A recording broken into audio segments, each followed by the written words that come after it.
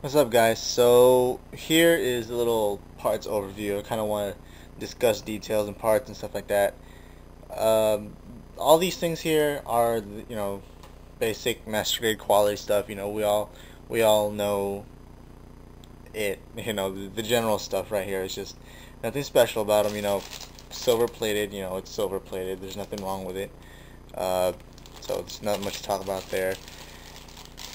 Inner frame parts right here. It's a master grade, of course, so you're gonna see all the sharp detailing, and I really like it. I really like it, and for those of you who are anticipating this kit, yeah, you're not gonna be disappointed with the detail. By the way, if you already have this kit, you don't need to bother watching this video. And I should have said that a couple seconds ago, but if you already have this kit, you don't need to watch this video. It's just for those. This video specifically is for those who don't have the kit yet and who want the kit and who want to see the parts and stuff like that. But if you want to stick around, you're welcome to. You're more than welcome to. But I don't want to waste your time. So if you want to cut right now, peace. I'll see you guys in the next video. But for those of you who want to stick around, stick around. Yeah, this particular part right here is just specifically for the GN drive. It's just a base. Um, yep. Here's kind of some of the main things here. Just the shield parts, a couple of white parts, the legs, stuff like that. The amount of detail, even on the white parts, typically detail on white pieces, they don't really stand out. But on this kit, they really did a good job with bringing out as much detail as possible.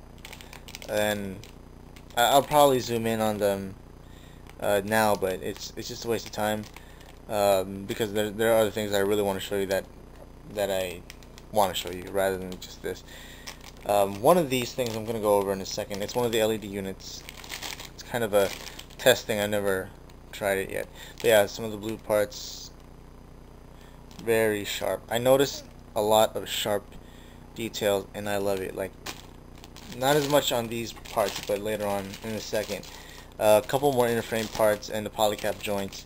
So yeah, a very high amount of detail. If you can make out, with what's behind the plastic, the detailing is very nice. What I do want to look at though is not that, but some of the more important things that I do want to kind of bring up. Make sure when you get this kit, you don't treat it like trash, which you shouldn't anyway. But because for the GN long and short blades, these parts here in particular, they're only attached to a very, very thin piece of plastic coming from the sprue. So yeah, you want to just be careful with that. It's very pointy too. Probably not as pointy as Kotobukiya kits can be, but just be careful with that. The V-fin, you all know about master grade V-fins. You got to be careful with them. I don't see a replacement V-fin for him, so yeah, just be careful with that. The holographic parts here.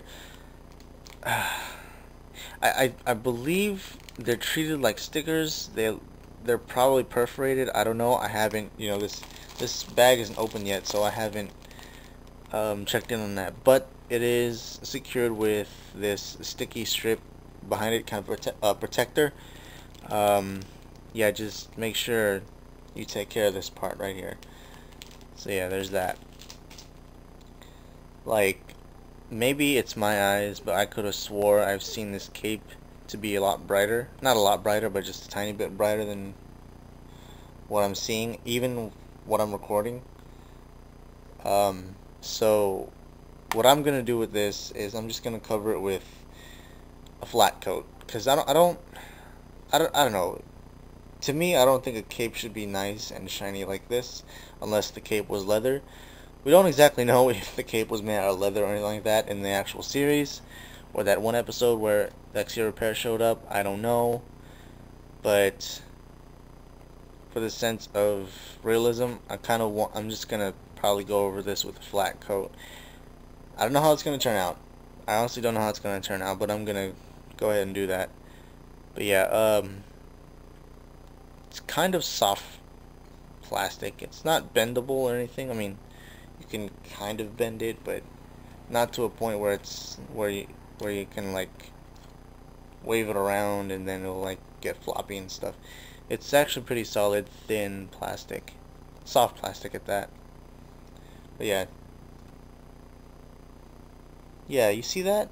That is awesome. Like even just right here, just right here. And I like how this here works. These are like the handles for the long and short blade. These slots right here are gonna go into the handles, so that way you don't have to like panel line the handles, so you get those gray effects like you had to do on the high grade and the 1/100 scale no grade. You just slide it in, and then there's gray panels for you right there. So that's really awesome. Once again with the hot robot, it's actually pretty sharp looking. Um, uh, the shoulder pads, the inner frame for the shoulder pads, very highly detailed. This once again not as sharp as Gundam Exia, but it's pretty sharp. I like that. You just want to make sure things here are still here, because especially right here, you might end up losing that. Just make sure you keep this here safe. I really like the amount of detail right here for the Exia Repair's eye.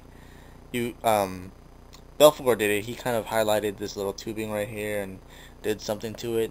I really admire what he did to that, and I think I'm gonna not copy him, but gonna do that myself too, because I just thought it was real nice. But yeah, this I don't get. This entirely white sword, I don't get that. I'm probably gonna do something to it. I don't know what yet, but something. It just looks way too plain. I don't know. I don't understand what this is for, to tell you the truth. It's probably some kind of proof of purchase or something. I don't know. The stickers, yeah, quite a few for a master grade, but it makes sense for Exia, just for Exia. You have the dry transfers right here. I honestly don't plan on using those, to tell you the truth. They're just, I don't know. And then the clear decals, or the clear stickers right here.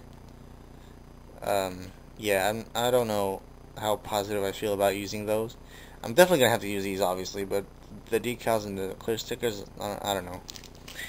Alright, so you can barely see it, just barely, but there are text embedded into these parts. There's text, there's design. Right here you can barely see it, but they're on the edges instead of the middle. Right there, especially, you can definitely see it right there. And here too. I really like that. I really like that. These here, you'll be surprised what these are for. They're actually for the chest. I totally was not expecting that, but good job with Bandai with adding that tiny bit of detail, which totally wasn't necessary, but they did anyway. So yeah, before I run out of time, I want to kind of do something here. I kind of want to test something. Just want to make sure it fits. Okay, so for the LEDs, you need 4 LR41 batteries. You need 4 of these. Not the exact same brand, you don't have to. These actually costed me $3.99. I live in California, guys. $3.99 is probably not what you should be paying for, but like I said, I live in California.